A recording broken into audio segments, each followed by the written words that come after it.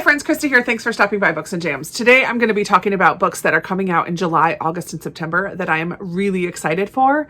I have started doing these anticipated reads quarterly videos and I just love it. It ends up being a kind of a highlight every time that I get to look through and see what's coming out. I just get so excited about all the books, and I made myself stop looking today because as I was going through putting in a little bit of a summaries and all the things of the ones that I already had on the list, I kept finding more and more, and now I have 13 books to talk to you about coming out in July, August, and September that I'm really excited for and hopefully will read pretty quickly after release date or before, because I have some of these on my NetGalley, and the goal always is to start reading them before they come out so I can let you know if they're worth your time. But for now, these are the 13 books. I have 3 for July, 3 for August, and then the rest are all in September. Let's get into it. I'm really excited. And hopefully I don't say that a gazillion times in this video. The first 2 come out on July 9th, and both are by authors that I have read before, and that is the majority of the reason why they're on this list. Kate Quinn has a new book coming out called The Briar Club, and this one I've already been approved for on NetGalley. Yay! All I needed to read was this brief description: a haunting and powerful story of female friendships and secrets in a Washington, D.C. boarding house during the McCarthy era. Done. I believe we follow 3 women, but I'm just guessing about that because I didn't really look further than that description. That one sounds really good. I know Kate Quinn has written some historical fiction that I have really enjoyed in the past, and so I'm looking forward to The Briar Club. Then we have a sci-fi by Peng Shepherd called All This and More that also comes out on July 9th. And I've requested this one. I don't know if I'm going to get it or not, but it is a little bit different. So we follow a woman who is not really thrilled about where her life is at right now, but she gets an opportunity to join this global sensation called All This and More, which uses quantum technology to allow people to revisit decisions in their past and change their choices, which will then change their present. She's excited about this opportunity, and yet things are going to go awry. It said like readers get to choose her fate. So is this a choose your own adventure? I don't know if we, the readers, get to make choices, or in the book, readers of what's happening get to make choices. I'm not sure, but I'm here for it. I'd like to try it. The next one is called The Lost Story, and it comes out on July 16th. It's also by an author that I've read before, Meg Schaefer, who wrote The Wishing Game that I really loved. This one is a fantasy that revolves around 2 boys who go lost in the woods when they're young. 6 months later, they show back up with no explanation of where they went. And then we kind of jump ahead 15 years. One of them is a kind of reclusive artist, still really struggling with the trauma that he experienced as a kid. And the other boy is a missing persons investigator, and he is the best person to help this woman named Ellie, I think Ellie, whose sister has gone missing in those same woods. This book is inspired by Narnia, and apparently in the woods is some kind of a portal that takes kids to a magical realm. It feels in the description like it's a little bit even darker than Narnia, but Narnia had some dark stuff too. But these 3, the artist, Ellie with the missing sister, and the missing persons investigator, they all return to the woods and go to this magical world in search of Ellie's sister. I am here for it. I really enjoyed The Wishing Game. I love Narnia, and so this just sounds like a book that I'm going to love. Hopefully. We'll see. Moving on to my 3 books that come out in August. The first one comes out on August 6th. And it is a sequel, a literary fiction sequel to a book that I absolutely loved. It's called And So I Roar by Abby Daré. She wrote The Girl with the Louding Voice that I really loved last year, maybe, or the year before. I think it was last year. And in The Girl with the Louding Voice, we follow a young girl named Aduni who wants to be an educator. She just really longs to get an education and then help others get education. We just follow her story and the struggles that she faces in Nigeria, trying to be a young woman who wants to learn. And in this book, we follow Aduni's story a little bit farther. She has escaped from her village and has opportunities still to learn how to use her voice to help others and to stand up for herself. And she faces some choices that has potential to change the course of life for other girls in her village back where she originally came from in Nigeria. So I just really am excited to continue Aduni's story. We also follow another woman named Tia. Honestly, I can't remember if Tia was in the first book or not, but that is who Aduni connects with in this book, and we learn a little bit about Tia's backstory as well and the struggles she's facing, and she's going to have to face some choices about whether to help Aduni or work on kind of her own stuff as well. I don't know what's going to happen, but it is going to be literary fiction and following a story that I've already started and know and love. So I'm thrilled about that sequel. The other two August books that I have are both middle grade contemporaries, realistic fiction. One of them, I'm so excited because I just read the first book last month. It's Jupiter Rising by Gary D. Schmidt. It follows the events from orbiting Jupiter. Jack is the young boy who became friends with Joe in the first book. Joe was the foster child that this family had in their home. Following the events of orbiting Jupiter, we continue with Jack and his story.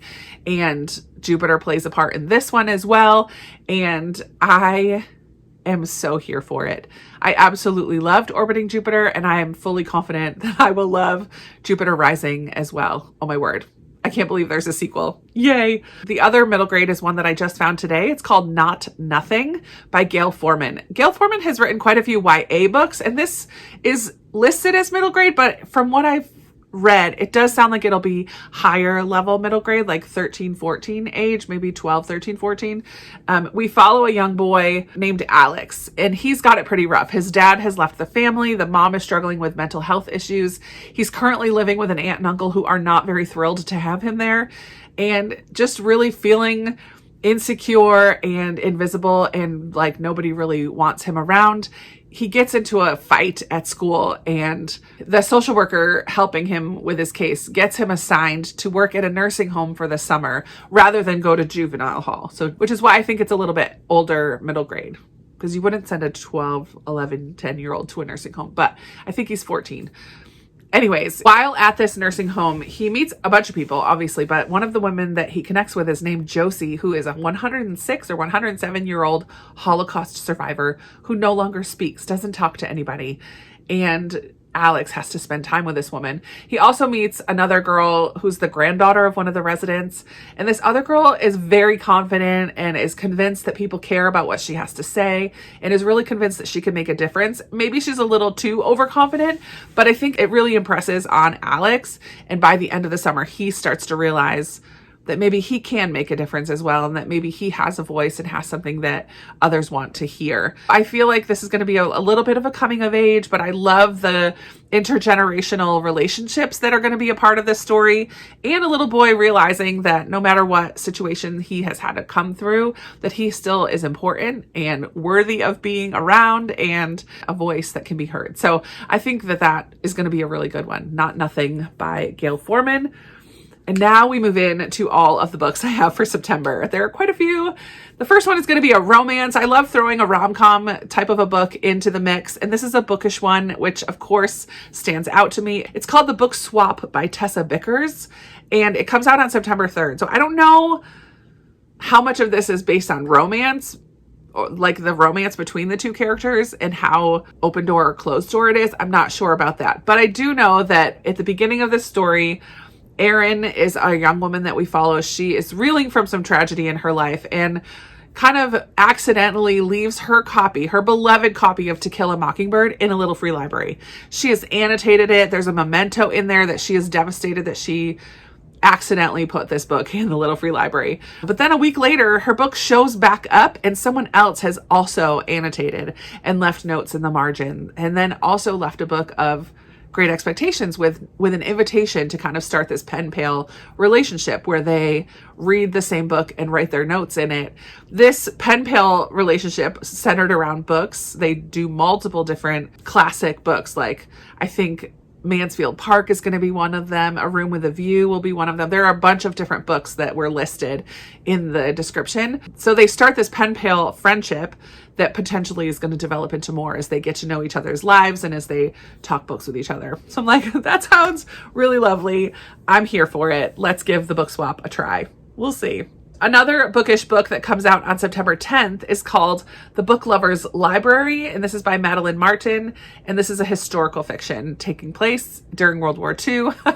We have a widowed woman and her young daughter. She's having a really hard time finding a job as a single mom, and eventually convinces the owner of this bookshop to let her work there.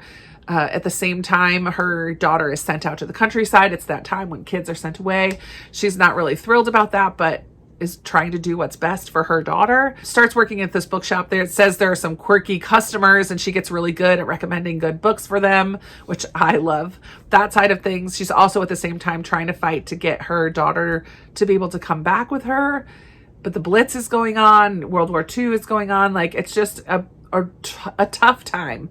But it sounds like it's going to have a little bit of found family. And it's set in a time period that I love reading about, even though I feel like I have read other books that are kind of similar, bookish World War II books or books about kids being sent out to the country. But still, it's something that I love. And so I'm kind of hopeful that I'll enjoy the Book Lovers Library. We have another middle grade mystery by an author that I've read and loved before. I think I've read 3 of her books. Has she written more than 3? I don't know, but I've read 3 of them. And this is Jasmine Warga, who wrote this time, A Strange Thing Happened in Cherry Hall. Different from some of her contemporaries that she's written, this one is a little bit mysterious. And we follow these 2 friends, a ghost, a stolen painting, and a turtle named Agatha, whose perspective I think we do hear in the book. I don't think this one is written in verse like her book, Other Words for Home. It's not sci-fi like a Rover story. She writes a little bit of everything. And I'm really excited to try this one by her. I didn't even look more into the description. I just know it's going to be centered around friendship and art and the power of art to speak into our lives. There's going to be a ghost and a turtle. It's going to be quirky and kind of fun at the same time. But I really love Jasmine Warga's books, and I'm looking forward to this one. On September 17th, I have 2 books. Another middle grade, but make it historical this time, is called When We Flew Away by Alice Hoffman, who has written many books. And this one is going to be a middle grade book about Anne Frank before she wrote her diary. So we're going to be with the Frank family in the Netherlands as the Nazis kind of are coming to power and as the pressure gets thicker and thicker, like as it gets tougher and tougher to live in Europe at all, but especially in the Netherlands for the case of this book. And we get to learn about Anne and how she started writing and a little bit about her backstory. I don't know how much of this is going to be based on fact or her fictionalized version of Anne's life leading up to having to go into hiding and living in the events that we know about from Anne Frank's diary, The Diary of a Young Girl, I think it's called. But I'm very interested in that. And I think Alice Hoffman is a great writer who's very well known. So it's kind of fun that she wrote this middle grade. So I'm willing to check it out. Another author that I've read before has a book coming out on September 17th. And that is We Solve Murders by Richard Osman. He is the author of the Thursday Murder Club series that I have read 2 of now and really enjoyed.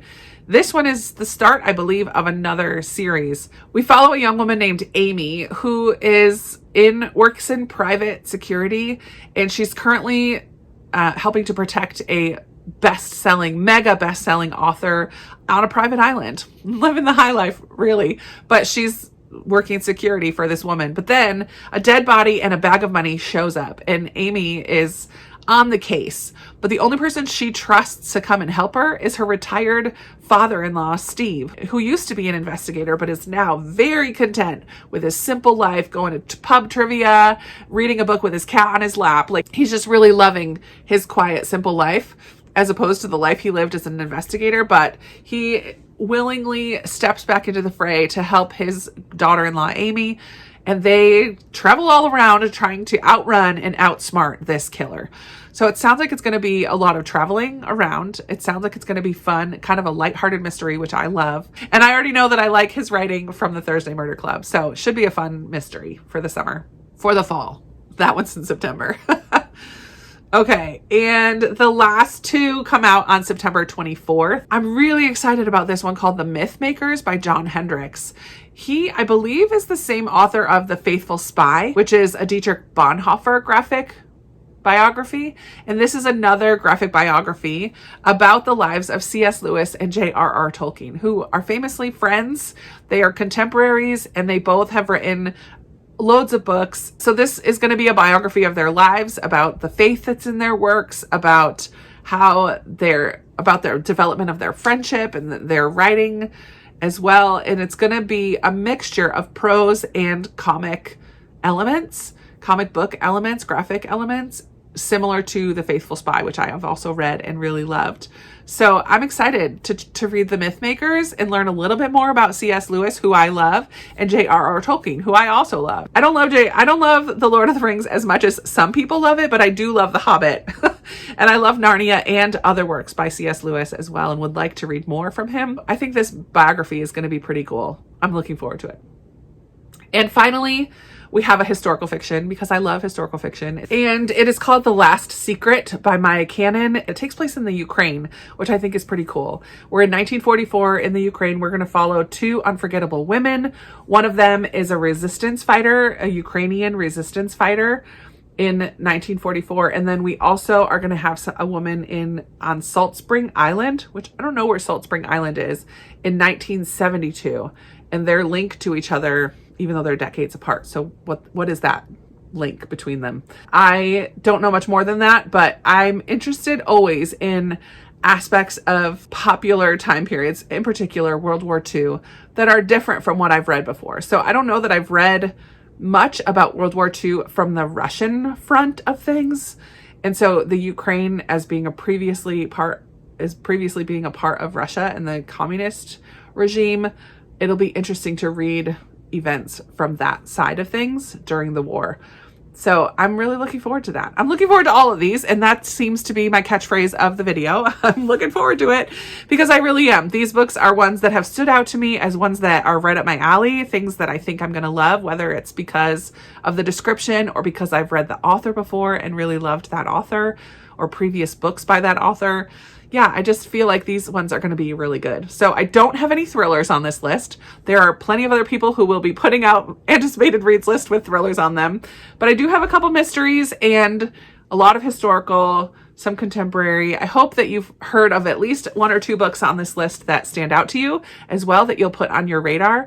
I will link all of the books down below so that you can learn more about them and or pre-order if you're interested, or just put them on your TBR as well, whatever. I would love to hear if any of these stood out to you, and also any books coming out in the next couple of months that you're looking forward to. I am sure there are others that will, as I watch other people's anticipated reads videos, or as I continue to just hear about more books, I'm sure there are more coming out in the next few months that I am going to love, that I will put on my list as well. But these are the ones that stood out to me at this point in time, and I would love to hear from you as well. So that's all for today. Thank you so much for watching. I really appreciate you spending a few minutes of your day with me, and I look forward to talking with you in another video very soon. Bye.